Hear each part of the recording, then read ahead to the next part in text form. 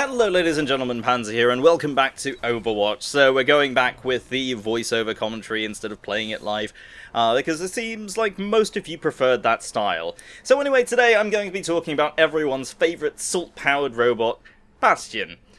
You hear it all the time. Bastion is for noobs, Bastion requires no skill, Bastion always gets play of the game, Bastion this, Bastion that. Well, I'm here to explain why all that's complete nonsense.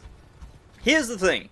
Bastion does require skill, but it's not skills in the same areas as a character like Widowmaker, for example. But here you might be asking, what skills are you talking about then? Bastion's basically a turret, just point and click, and yeah, you might be right. But shooting is definitely not a high skill requirement for Bastion. However, Bastion mirrors one particular part of his required skill set with another character everyone loves to hate, Torbjorn. Torbjorn's strongest asset to his team is arguably his turret, and the placement of that turret is absolutely critical. So you need to know where to set it up, and be ready to repair it or abandon it if necessary. In the same way, Bastion is all about positioning. A good Bastion player knows where to set themselves up. Obviously, if Bastion's turret form was so powerful, he'd just be able to set up in the path of a payload and fire away. Click, boom, instant play of the game. But we know this isn't true, of course. So how does one play Bastion properly? Well, first things first, explore the maps whenever you can and get to know the good spots to set up. A good spot for Bastion is almost the same as where a good spot for Torbjorn's turrets might be too. However, given how much larger Bastion is, concealment is even more important, so feel free to adjust your position until as little of you is exposed as possible. And be patient. Firing on your enemies will undoubtedly reveal your position, so don't fire unless you're sure you need to. The next thing about a good position is the escape route. Make sure you have a way out that gets you out of the line of fire and into safety. Bastion can repair himself, so once you're safely in cover, you can quickly heal up any damage you've taken. As strange as it sounds, playing Bastion is a lot like playing a sniper. You set up, you shoot, and you relocate.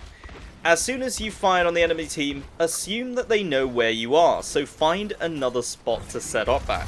If you're defending an objective, pick a couple of spots in advance and rotate between them. This prevents enemies from setting up to flank you and makes you harder to counter in general. Doing this will increase your survival rate dramatically. It can be tempting to put yourself into a corner since Bastion has an additional critical spot on its back when in turret form. However, I would actually advise against doing that since your only escape route ends up being directly into the enemy team. If you have to do it, make sure that enemies also have to attack you head-on by covering the only entrance into that area. An example of this is the garden opposite the chapel in Dorado. However, spots like these are deliberately rare, and most positions leave you open to flanking, so make sure you relocate often. As a general rule, if you find yourself reloading as Bastion, you've been sitting still for far too long. His primary weapon in recon mode isn't half bad either. Firing at enemies while moving with your team can actually deal enough damage to help bring down tanks and other high health characters, but bear in mind that it's not your primary weapon. It only has 20 rounds in a magazine, and the base damage isn't particularly fantastic, so use it as a damage support if you're on the move with the team, but don't go roaming around looking for kills. The last thing I want to talk about is how to use his ultimate ability effectively. As far as ultimates go, it's one of the easiest to understand, however you should always aim to maximize your damage in this mode whenever you can. So avoid shooting at tanks with shields up and aim for direct hits on lower health heroes. The typical tank can take 2 to 3 shots to kill, so if you have to shoot at a tank, make sure you finish the job.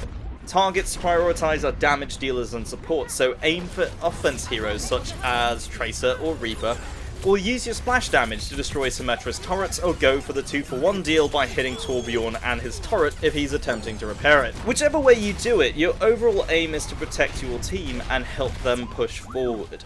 But hopefully you guys found this useful in some way. I know Bastion gets a lot of hate for supposedly being easy to play, but in the time I spent learning to play Bastion properly, I found his skill level to be just as high as any other character, but just that he requires map knowledge and positioning more so than just shooting skill. But let me know what you guys think. Is he just the character for newbies, or is he a viable character for a different type of player? Let me know down in the comments below, and don't forget to leave a like if you've enjoyed the video. Also, subscribe if you're new to the channel. My name is Panzer, thank you very much for watching, and I'll see you next time.